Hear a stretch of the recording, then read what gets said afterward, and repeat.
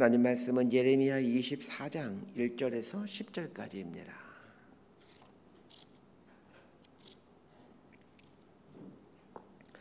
예레미야 24장 1절에서 10절까지 말씀 번갈아 가면서 읽습니다. 제가 먼저 읽겠습니다. 바벨론의 느부갓네살 왕이 유다 왕 요야김의 아들 여고냐와 유다 고관들과 목공들과 철공들을 예루살렘에서 바벨론으로 옮긴 후에 여호와께서 여호와의 성전 앞에 놓인 무화과 두 광주리를 내게 보이셨는데 한 광주리에는 처음 익은 듯한 극히 좋은 무화과가 있고 한 광주리에는 나빠서 먹을 수 없는 극히 나쁜 무화과가 있더라. 여호와께서 내게 이르시되 예레미야야 내가 무엇을 보느냐 하시매 내가 대답하되 무화과이온데 그 좋은 무화과는 극히 좋고 그 나쁜 것은 아주 나빠서 먹을 수 없게 나쁘니이다 하니 여호와의 말씀이 또 내게 임하니라. 이르시되 이스라엘의 하나님 여호와께서 이와 같이 말씀하시니라. 내가 이곳에서 옮겨 갈대아인의 땅에 이르게 한 유다 포로를 이 좋은 무화과 같이 잘 돌볼 것이라.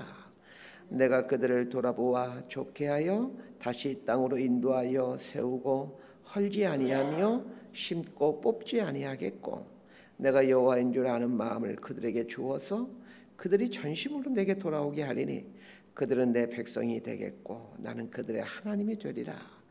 여호와께서 이와 같이 말씀하시니라. 내가 유다의 왕 시드기야와 그 고관들과 예루살렘의 남은 자로서 이 땅에 남아있는 자와 애굽 땅에 사는 자들을 나빠서 먹을 수 없는 이 나쁜 무화과 같이 버리되 10절까지 함께 읽습니다. 세상 모든 나라 가운데 흩어서 그들에게 환난을 당하게 할 것이며 또 그들에게 내가 쫓아보낼 모든 곳에서 부끄러움을 당하게 하며 말거리가 되게 하며 조롱과 저주를 받게 할 것이며 내가 칼과 기근과 전염병을 그들 가운데 보내 그들이 내가 그들과 그들 조상들에게 준 땅에서 멸절하기까지 이르게 하리라 하시니라. 아멘. 오늘 본문은 예레미야 24장의 시간적인 배경은 시드기야 왕이 막 왕에 올랐을 때입니다. 시드기야 왕은 남유다의 마지막 왕이다라는 걸 기억하면서 본문을 보셨으면 합니다. 남유다가 멸망해 가는 과정을 이해한 다음에 오늘 본문을 보시면 조금 더 이해가 잘 될 것 같습니다. 남유다가 바벨론에 의해서 멸망당하게 되는데 세 번에 걸친 침략에 의해서 멸망당하게 되죠. 바벨론의 1차 침입은 기원전 605년 요야김 왕 때 일어나고 2차 침입은 597년 여호야킨 왕 때 일어나게 되고 3차 침입은 586년 시드기야 왕 때 일어나게 됩니다. 3차 침입으로 남유다는 완전히 멸망하게 되죠. 오늘 본문은 2차 침입으로 인해 요야긴 왕과 많은 귀족들이 잡혀간 직후 시드기야가 왕위에 오른 상황에서입니다. 시기적으로 따진다면 2차 침입이 있었던 597년도이거나 혹은 그 다음해인 596년도이지 않을까 싶습니다.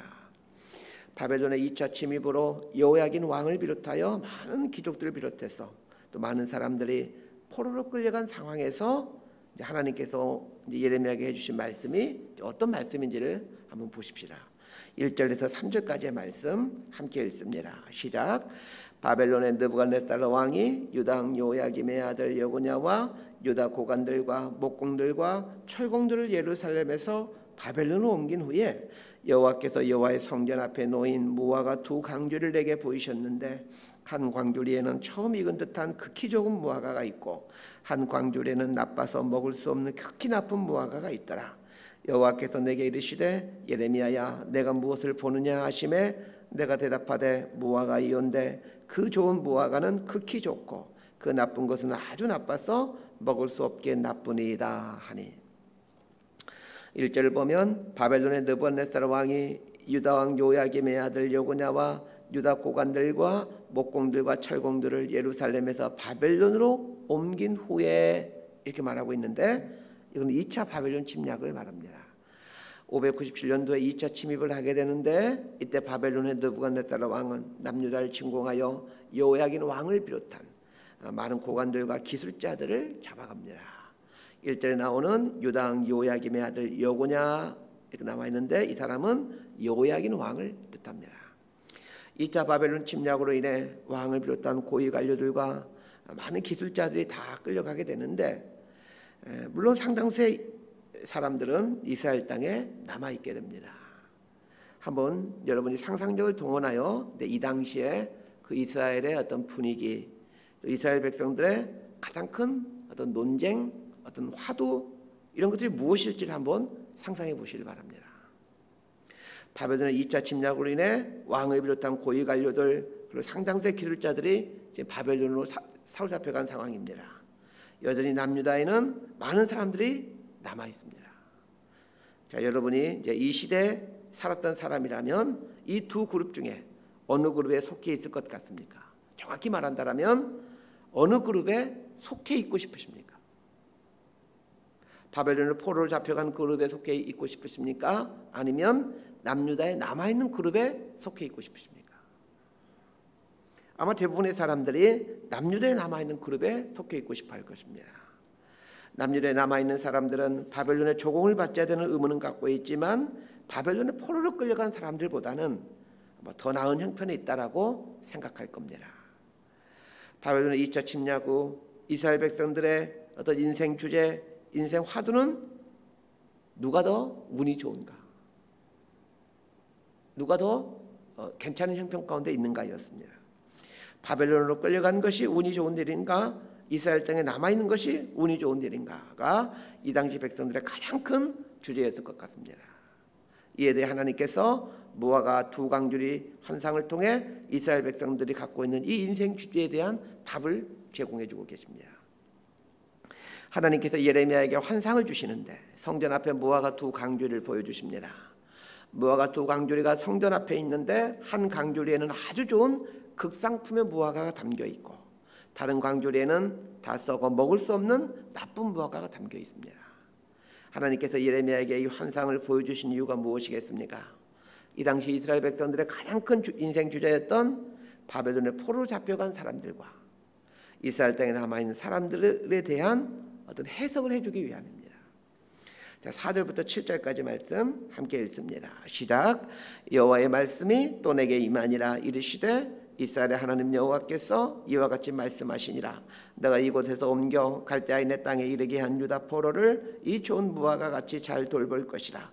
내가 그들을 돌아보아 좋게 하여 다시 이 땅으로 인도하여 세우고 헐지 아니하며 심고 뽑지 아니하겠고 내가 여호와인 줄 아는 마음을 그들에게 주어서 그들의 전심으로 내게 돌아오게 하리니 그들은 내 백성이 되겠고 나는 그들의 하나님이 되리라.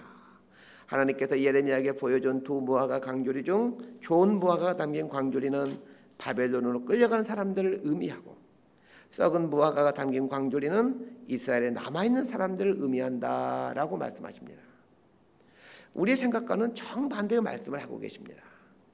당시 이스라엘 백성들의 생각과 우리들의 생각으로는 바벨론의 포로로 끌려간 사람들이 썩은 무화과일 것 같고 이스라엘 땅에 남아있는 사람들이 좋은 무화과일 것 같은데 하나님은 정반대로 말씀하시더라는 겁니다. 그러면 하나님은 왜 바벨론의 포로로 잡혀간 사람들을 좋은 무화과이다 라고 말씀하시고 이스라엘 땅에 남아있는 사람들을 나쁜 무화과, 썩은 무화과라고 말씀하시는 것일까요? 하나님께서 예레미야 선지자를 통해 누누이 말씀해 오셨던 것이 바벨론에 의해서 남유다가 멸망할 것이니 빨리 바벨론에 항복하라는 것이고 바벨론으로 포로로 잡혀간 이스라엘 백성들은 70년 후에 다시 돌아오게 된다라는 내용이었습니다. 바벨론에 포로로 잡혀간 사람들은 자이든 타이든 하나님께서 이스라엘 백성들을 향한 이 놀라운 계획에 참여하고 있는 사람들입니다. 물론 대부분이 비자발적으로 바벨론의 포로로 잡혀간 사람들이죠. 그럼에도 이들은 이스라엘을 바벨론의 포로로 끌려가게 하시고 후에 귀환하게 하시는 이 하나님의 일하심에 하나님의 계획에 동참하는 사람들로 서 있게 됩니다. 반면에 바벨론의 포로로 끌려가지 않고 남유다에 남아있는 사람들은 저 어떤 사람들이겠습니까? 예레미야 선지자가 수도 없이 바벨론에게 항복해야 된다는 것을 말해왔음에도 전혀 받아들이지 않고 전쟁이 났을 때 산속으로 강야로 숨어 들어가 목숨을 부지한 사람들입니다. 이 사람들은 최소한 바벨론에게 항복해야 된다는 하나님의 말씀을 온몸으로 거부한 사람들입니다. 인간적인 눈으로 보면 이들은 바벨론의 포로로 끌려가지 않았기에 참 운이 좋은 사람들로 보여집니다. 그러나 정말 운이 좋은 것일까요? 2차 침략이 597년도에 일어나게 되는데 이때부터 11년이 지난 후에 바벨론의 3차 침략이 있게 되죠. 바벨론이 3차 침입을 하게 된 것은 이 바벨론이 세워놓은 시드기야 왕과 남유다에 남아있는 사람들이 바벨론의 통치를 거부하고 애굽의 힘을 빌려 바벨론과 대항하려고 했기 때문입니다. 우리는 애굽의 힘을 빌려서 바벨론과 충분히 싸워 이길 수 있다라고 이 사람들은 판단하게 됩니다. 결국 이 사람들의 특징이 무엇입니까? 예레미야가 했던 예언을 전혀 받아들이지 않았다는 특징이 있죠. 이에 화가 난 바벨론이 3차 침입을 통해서 예루살렘 성을 완전히 회파시켰을 뿐만 아니라 대부분의 사람들을 죽여버립니다. 그렇게 함으로 남유다를 멸망시켜버리죠. 그러니 3차 침입이 가장 비참하고 아주 잔인한 침략이었습니다. 많은 남유다 백성들이 예레미야의 말을 듣고 바벨론에 1차 침입했을 때 바벨론에게 순순히 항복했다라면 아마 이런 끔찍한 일은 일어나지 않았을 겁니다. 그러나 끝까지 하나님의 뜻에 제왕했기에 남유다 백성들은 더 많은 고통을 겪게 된 겁니다. 저는 오늘 본문을 보면서 우리 인간의 이 좁은 시야를 보게 됩니다. 위에서도 말씀드렸지만 바벨론의 2차 침략 때 바벨론의 포로로 잡혀간 사람들은 불행한 사람들이고 참 안 된 사람들이고 이스라엘에 남아있는 사람들은 참 운이 좋은 사람들이라고 누구나가 생각했을 겁니다. 그러나 그것은 참으로 짧은 시간이었습니다. 하나님은 바벨론에 끌려간 사람들을 통해 자신들과 조상들의 죄악을 깨닫게 하죠. 그렇게 함으로 자신들이 하나님 말씀에서 오랫동안 떠나서 살아왔다는 것을 뼈저리게 깨닫게 합니다. 그리고는 바벨론 포로 기간 동안에 자기의 그 자식들에게만큼은 하나님 말씀을 바르게 가르쳐야 되겠다라는 결심을 하고는 자신들이 살고 있는 바벨론 곳곳에 회당을 세워 하나님 말씀을 가르치기 시작합니다. 그렇게 함으로 조상들과 자신들이 하나님 말씀에 순종하지 못했다는 것을 온몸으로 깨닫고는 이 자기 자녀들에게 하나님 말씀을 가르치기 시작하는 거죠. 여러분, 이것이 진짜 복 아니겠습니까? 반면에 이스라엘 땅에 남아있는 사람들은 어떻게 살았습니까? 우리는 참 운이 좋은 사람들이다. 바벨론의 포로로 끌려간 사람은 참 운이 나쁜 사람들이다. 저들은 하나님의 저주를 받아서 바벨론의 포로로 끌려갔지만 우리는 하나님의 은혜를 받아서 우리 고개에 남아있게 되었다. 이렇게 생각하면서 여전히 자신들을 하나님이 지켜주시고 보호하시고 복 주신다라고 믿으며 그렇게 살다가 3차 침략 때 비참하게 몰살을 당합니다. 저는 우리 인생에 닥치는 숱한 인생 사건들을 바르게 해석할 수 있는 눈이 있게 되기를 바랍니다. 우리의 눈이 지극히 근시안적이어서 멀리까지 보고 일을 행하시는 하나님의 섭리를 보지를 못합니다. 그래서 우리는 우리 인생 앞에 펼쳐지는 이 잠깐의 고난, 잠깐의 어려움 앞에서 왜 내 인생을 일어나며 불평하고 원망하고 납니다. 인생 어려움 앞에서 하나님을 원망하고 불평한 이유가 무엇입니까? 우리의 인생에게 가장 좋은 걸 주신 하나님을 신뢰하지 못하기 때문입니다. 이 잠깐의 어려움 고난간을 통해 하나님께서 선한 것들 계획하고 있다는 것을 전혀 알지 못하기에 원망하고 불평합니다.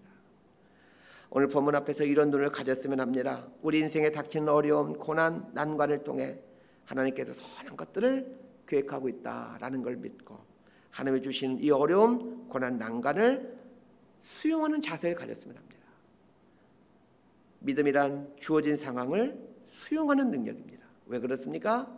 하나님이 천지만물을 주관하고 계시고 인생의 생사화합을 다스리는 분이 하나님이시라는 걸 믿는다면 그 하나님이 허락해 주시는 상황들 역시 하나님의 섭리 안에 있다는 것을 믿는 사람만이 이거를 받아들일 수 있기 때문입니다. 그래서 믿음은 수용 능력입니다. 주어진 상황을 수용할 수 있다는 것은 하나님을 믿고 있다는 뜻입니다. 반면에 주어진 상황을 거부하고 믿지 못하겠다는 것은 하나님 믿지 못하겠다는 뜻입니다. 8절에서 10절까지 말씀 함께 읽습니다. 시작. 여호와께서 이와 같이 말씀하시니라. 내가 유다의 왕 시드기야와 그 고관들과 예루살렘의 남은 자로서 이 땅에 남아있는 자와 애굽 땅에 사는 자들을 나빠서 먹을 수 없는 이 나쁜 무화과 같이 버리되 세상 모든 나라 가운데 흩어서 그들에게 환난을 당하게 할 것이며 또 그들에게 내가 쫓아보낼 모든 곳에서 부끄러움을 당하게 하며 말거리가 되게 하며 조롱과 저주를 받게 할 것이며 내가 칼과 기근과 전염병을 그들 가운데 보내 그들이 내가 그들과 그들의 조상들에게 준 땅에서 멸절하기까지 이르게 하리라 하시니라. 8절과 10절은 나쁜 무화과에 대한 설명입니다. 8절을 보면 하나님께서 나쁜 무화과가 뭘 상징하는지를 말씀해 주십니다. 유다왕 시드기야와 고관들과 예루살렘의 남은 자이다 라고 설명합니다. 인간적으로 보면 바벨론의 포로로 잡혀가지 않고 고국에 남아있는 사람들이 복받은 사람들처럼 보이는데 하나님은 이들을 가리켜 썩어가는 나쁜 무화과라고 말씀하십니다. 분명히 인간적으로 보면 복받은 사람들이고 운이 좋은 사람들인데 하나님은 이들을 가리켜서 왜 나쁜 무화과라고 말씀하시는 것일까요? 이들을 향한 하나님의 선한 계획이 없기 때문입니다. 이들은 이스라엘 땅에 남아있기에 자신들의 죄악과 조상들의 죄악에 대해 회개하지 않습니다. 예전에 살아온 방식대로 그대로 살아갑니다. 왜냐하면 여전히 자신들이 하나님의 복을 받은 사람들이요 하나님의 은혜를 입은 사람들이라고 생각하기 때문입니다. 그래서 이들은 회개하지 않습니다. 다만 이스라엘 땅에서 그들의 생명이 몇 년 더 연장될 뿐입니다. 내 삶에 닥친 어떤 사건으로 인해 내 삶을 되돌아보고 회개할 수 있게 되었다면 그 사건은 하나님이 주신 복된 사건입니다. 반면에 내 삶에 여유가 지속되고 건강이 지속되므로 계속해서 지금과 똑같이 죄에서 살게 하고 있다면 그 여유와 건강은 결국 하나님을 보게 합니다. 그래서 가장 좋은 방법은 내가 여전히 나태하고 죄를 즐기며 사는데도 경제적으로 여유롭고 건강적으로 아무런 문제가 없다면 이때 빨리 회개해야 되겠구나. 스스로가 깨닫는 방법밖에 없습니다. 그래야 나에게 주어진 경제적 여유와 건강의 복이 지속되는 것이지 나태하고 죄를 즐기며 사는데도 경제적으로 풍성하고 건강에 아무런 문제가 없다고 또 자녀들 가운데 아무런 문제가 없다라면 어쩌면 머지않아 하나님의 개입하심이 있을 가능성이 아주 높아지게 됩니다. 그런데 사람이 어디 그럽니까? 꼭 문제가 생겨야만 그제서 하나님께 나와서 눈물골물 흘리고 기도하고 회개하고 그렇게 하죠. 이스라엘 땅에 남아있게 되어서 다행이다. 우리는 운이 좋은 사람들이다. 하나님께서 특별히 나를 사랑하시나 보다. 이렇게 생각하고 있는 사람들에게 하나님이 계획하시고 있는 일은 무엇인지를 보십시다. 10절을 보십시오. 내가 칼과 기근과 전염병을 그들 가운데 보내 그들이 내가 그들과 그들의 조상들에게 준 땅에서 멸절하기까지 이르게 하리라. 이들 향한 하나님의 최종 계획은 심판이었습니다. 반면에 바벨론으로 끌려간 사람들 향한 하나님의 최종 계획은 회개였고 또 회복이었습니다. 그리고는 이 바벨론으로 끌려간 사람들을 다시 예루살렘으로 돌아오게 하여 예루살렘 성전을 지어가게 하는 남은 자로 성전을 세워가는 자로 하나님은 그들을 사용해 가십니다. 말씀 정리합니다. 여러분의 지금의 형편이 바벨론으로 끌려간 사람들 같습니까? 아니면 이스라엘 땅에 남아있는 사람들 같습니까? 혹시 바벨론으로 끌려간 사람들 중에 속해 있을 것 같은 형편이라면 하나님께 감사하시길 바랍니다. 이 좋지 않는 형편이 나를 회개에 이르게 하고 하나님께 돌이키게 하는 사건으로 승하시게 갈 것임을 믿으시길 바랍니다. 반면에 나의 지금의 형편이 이스라엘 땅에 남아있는 사람들처럼 운이 좋다고 여겨진 상황에 처해 있습니까? 더 긴장하셔서 하나님 앞에 나와 내 안에 뭉클고 있는 이 나태와 게으름, 죄악과 탐욕과 욕심을 고백하며 회개하시길 바랍니다. 그리하여야 하나님이 우리 삶에 주신 좋은 것들이 지속될 수 있습니다. 하나님은 당신의 백성들에게 좋은 걸 주시는 분이십니다. 우리 눈에 보기에 좋은 것이 아니라 하나님 눈에 보기에 좋은 걸 주시는 분이십니다. 믿음의 눈을 뜨게 되면 우리 삶에 펼쳐지는 모든 것들이 곧 그것이 내 눈에 눈물 짓게 하는 것이라 할지라도 하나님이 나에게 주시는 좋은 것들이라는 걸 보게 됩니다. 이 하나님 신뢰하면서 하나님 백성으로 이 시대의 남은 자로 살아갈 수 있게 되기를 진심으로 소망하고 축복합니다. 기도하겠습니다. 하나님, 우리 앞에 펼쳐지는 인생 사건들 앞에서 세상에 속한 사람들처럼 짧게 보고 짧게 생각하는 어리석음 벗어버리게 하옵소서. 하나님은 당신의 백성들에게 가장 좋은 걸 주시는 분이심을 믿고 내 삶에 펼쳐지는 모든 것들은 하나님 눈에 보시기에 선한 것들임을 기억하며 하나님이 신뢰하며 주어진 모든 것들을 믿음으로 수용하며 매 순간 하나님이 원하신 것을 향하며 살아가는 복된 인생들 되게 하여 주옵소서. 예수님 이름으로 기도드리옵나이다.